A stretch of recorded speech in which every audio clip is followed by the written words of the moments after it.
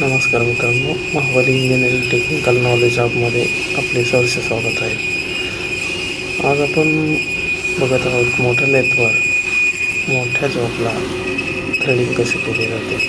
मित्रांनो, गहूमध्ये दिलेल्या पिचनुसार प्रथमतः आपण जॉबला थ्रेडिंग करण्यासाठी